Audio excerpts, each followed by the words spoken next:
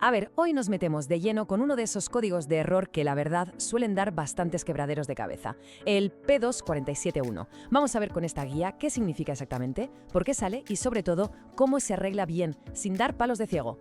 Seguro que esto le suene a más de uno. De repente, ¡zas!, se enciende esa lucecita en el cuadro de mandos. Pues bien, si al conectar un escáner aparece el código P2471, es básicamente la manera que tiene el coche de decirnos: oye, algo en el sistema de emisiones necesita que le eches un ojo, y rápido. Y para que nadie se pierda, este es el plan de hoy. Primero, vamos a definir el código. Luego, a entender la pieza clave de todo este asunto. Veremos los síntomas y las causas. Seguiremos con un buen diagnóstico, paso a paso. Repasaremos las soluciones y los errores típicos que hay que evitar. Y para terminar, veremos por qué es tan importante actuar ya. Bueno, pues vamos al lío. ¿Qué es exactamente lo que nos está intentando decir el motor cuando nos lanza este código? A ver, en lenguaje técnico lo que pasa es que el cerebro del coche, la centralita, ha detectado una lectura de voltaje del sensor de temperatura de gases de escape que está, pues eso, fuera de lo normal. Indica que la temperatura ahí es altísima, mucho más de lo que debería, y por eso salta la alarma. Y ahora vamos a conocer al protagonista de esta historia, el sensor EGT. Entender lo que hace es la clave para resolver todo el problema. Imaginaos que el sensor EGT es literalmente un termómetro de altísima precisión que está puesto en el tubo de escape. Su único trabajo es chivarle a la centralita todo el rato cómo de calientes salen los gases del motor. Y esa información, sobre todo en los diésel modernos, es oro puro. Y aquí está la clave de todo, el por qué este pequeño sensor es tan importante. No es que solo mida la temperatura y ya está, es que con ese dato el sistema de emisiones puede funcionar correctamente, puede ajustarse y sobre todo puede proteger piezas que son carísimas, como el filtro de partículas diésel, de un sobrecalentamiento que podría destrozarlo. Venga, ahora vamos a jugar a los detectives. ¿Qué pistas nos da el coche y quiénes son los sospechosos habituales detrás de este código P2471? Los síntomas, la verdad, es que se notan bastante. Aparte de la luz de check engine, que esa no falla, lo más evidente es una pérdida de rendimiento brutal. El coche se siente como ahogado, sin fuerza, no acelera bien. Eso es porque la centralita, para protegerse, activa lo que se llama el modo de emergencia o limp mode y limita la potencia. Y aquí el cartel de los sospechosos más comunes. Y ojo, que los ponemos por orden de probabilidad.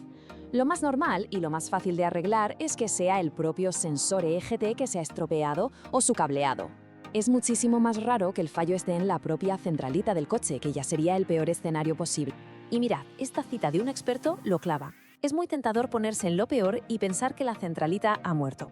Pero el enfoque profesional, el inteligente, es empezar siempre por lo más sencillo y lo más probable: el sensor y todos sus cables. Vale, ya sabemos qué es y por qué puede pasar. Ahora la pregunta del millón: ¿cómo se ataca este problema de forma ordenada como lo haría un profesional? Fijaos bien en el orden, porque es crucial. Lo primero no es lanzarse a cambiar piezas, para nada. Se empieza por lo básico: niveles, que no haya fugas en el escape, luego una buena inspección visual del sensor y sus cables. Y solo después de eso, si todo parece estar bien, es cuando se saca el multímetro para medir la resistencia del sensor y ver si está dando los valores que dice el fabricante. Sabemos diagnosticar, perfecto. Ahora toca hablar de las soluciones y, casi más importante, de las meteduras de pata más comunes para no caer en ellas. Esto es un clásico, de verdad. El error número 1, con diferencia, es ir corriendo a comprar el sensor y cambiarlo sin mirar nada más. Y muchas veces el problema es un simple cable suelto o un conector sucio.